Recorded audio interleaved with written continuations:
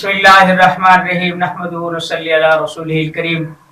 साथ नबी कॉलेज की तरफ से वीडियोस का सिलसिला जारी है। आज का हमारा मौजू है पेशाब। उमूमी तौर पर जिस किस्म के खाने और ग़िज़ाएँ हम इस्तेमाल कर रहे हैं उनकी वजह से गुर्दों में और मसाने में इन्फेक्शन पैदा हो जाता है और बार बार पेशाब की कैफियत पैदा हो जाती है। सबसे पहली बात ये सुन लें कि पेशाब को हम मुख्तलिफ दर्जात में या मुख्तलिफ कैटेगरीज में हम तकसीम करके तफहीम के लिए बता सकते हैं। एक है पेशाब का ज़्यादा आना, एक है पेशाब का बार बार आना यानी हाजत का होना। अब इन दोनों में फ़र्क समझ लें।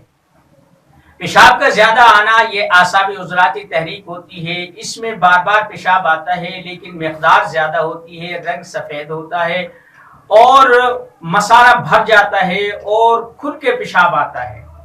ये होती है आसाबी उज़लाती तहरीक। दूसरी बात ये होती है कि आम मरीज हमें आकर कहते हैं हकीम साहब हमें पेशाब बहुत ज़्यादा आता है, हम घंटे में हर घंटे के बाद हमें पेशाब आता है, बाद दफ़ा 15 मिनट के बाद भी आता है। बुनियादी तौर पर उन्हें ज़्यादा पेशाब नहीं आता, उन्हें बार बार हाजत होती है क्योंकि मसाने में इन्फेक्शन होता है जिसकी वजह से उससे बार बार हाजत होती है। मसाने का काम है कि एक हद तक ये भरता है, उसके बाद जब उस हद तक पहुंचता है तो हमें हाजत होती है, हम वो मसाना खाली कर देते हैं। पेशाब गुर्दों में बनता है, हालवैन से इन दो नालियों से वो मसाने में जमा होता रहता है। जब मसाने में गर्मी हो जाती है या गुद्दी तहरीक बढ़ जाती है तो जो हाजत हमें मसाने भरने पर होनी चाहिए थी वो हमें पहले ही हो जाती है। इस वजह से थोड़ा सा पेशाब जमा होता है, हमें हाजत हो जाती है। अब मरीज कहते हैं हकीम साहब मुझे पेशाब ज्यादा आता है, हकीम साहब भी ना तशखीस करता है और ना ही कोई देखता भालता है, वो पेशाब कम होने की दवा दे देता है। वो अगले दिन कहता है जनाब मुझे तो और ज्यादा तकलीफ बढ़ गई है। दर हकीकत ऐसे मरीज को ऐसे ग़िज़ाएँ और खुराकें देनी चाहिए थी जो ठंडी थी, आसाबी थी या उसाबी होनी चाहिए थी या आसाबी उज़लाती आसाबी गुद्दी होनी चाहिए थी ताकि मसाने में जो इन्फेक्शन है या जो जलन की कैफियत है वो बंद होकर मसाना अपनी असली हालत पर आ जाए। ये हो गई दो सूरतें, एक पेशाब का ज़्यादा आना यानी आसाबी उज़लाती और एक है पेशाब का बार बार आना। इन दोनों का फ़र्क आप समझ गए हैं, ये होती है गुद्दी उज़लाती।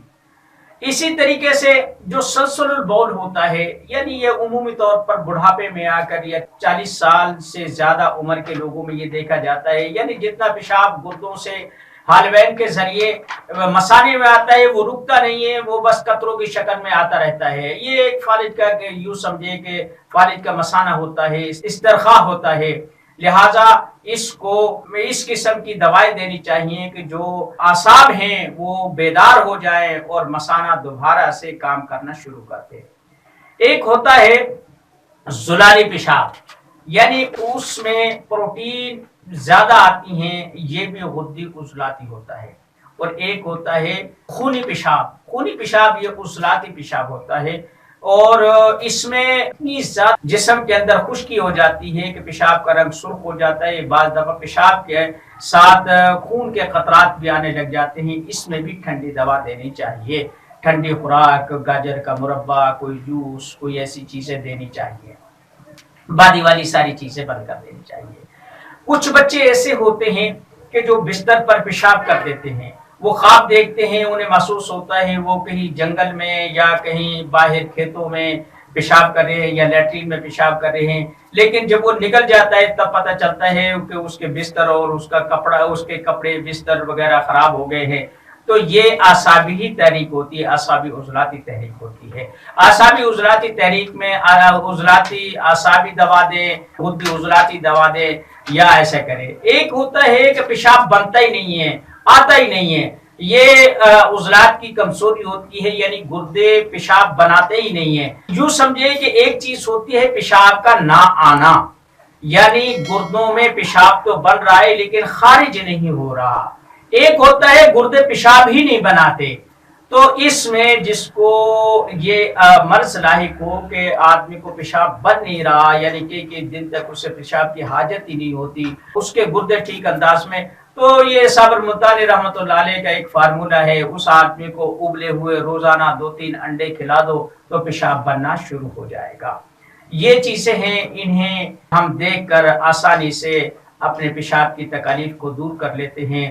دیکھیں شوگر والے کو جو اعصابی شوگر ہوتی ہے اسے سفید رنگ کا زیادہ مقدار میں بار بار پیشاب آتا ہے۔ ایک ہوتی ہے گرمی یعنی غدی عضلاتی، اس میں بھی پیشاب بار بار آتا ہے، یعنی حاجت بار بار ہوتی ہے اور پیشاب کم آتا ہے، اس میں ٹھنڈک کریں۔ اور بلکہ حضرت ابن عباس رضی اللہ تعالیٰ عنہ کی ایک میں نے روایت پڑھی تھی کہ اگر کسی کے ایسے ہے کہ پیشاب کرنے کے بعد، بالخصوص یہ نمازیوں کے لیے، کہ اگر کسی کو بار بار پیشاب آئے، پیشاب کرنے کے بعد آدمی بیٹھا رہتا ہے، جب اٹھنے لگتا ہے تو ایسا محسوس ہوتا ہے 1-2 قطرے اور ہے، وہ بیچارہ تنگ ہوتا ہے، ڈھیلے لگاتے ہیں اور یہ ساری چیز کرتے ہیں۔ ابن عباس رضی اللہ تعالیٰ فرمایا کہ نفس کو سونٹ کر ایک دفعہ صاف کر لے اور اس کے بعد کپڑوں پر ٹھنڈے چھینٹے مار لے، مثانے پر ٹھنڈے پانی کے چھینٹے مار لے، تازہ پانی کے چھینٹے مار لے، تو اس سے جو گرمی ہوتی ہے وقتی طور پر ایسا ہوتا ہے۔ یہ بنیادی طور پر ہوتا کیا ہے، پیشاب کے قطرے کیوں نکلتے ہیں؟ کچھ لوگ بیچارے نمازی ایسے ہوتے ہیں، رکوع میں جاتے ہیں تب نکل جاتے ہیں، سجدے میں جاتے ہیں تب نکل جاتے ہیں، بعض دفعہ چلتے ہوئے ایسا محسوس ہوتا ہے کہ پیشاب نکل گیا ہے، 2-4 قطرے نکل گئے ہیں۔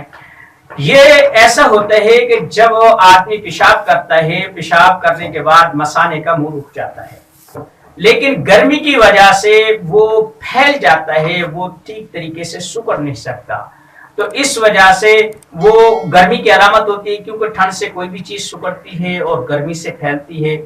جب اس میں ٹھنڈے پانی کے چھٹے پڑ جائیں گے اور وہ ساری چیز ہو جائے گی تو پھر اس کے جو قطرات ہیں وہ بند ہو جائیں گے، کیونکہ مثانے کا منہ بند ہو جائے گا۔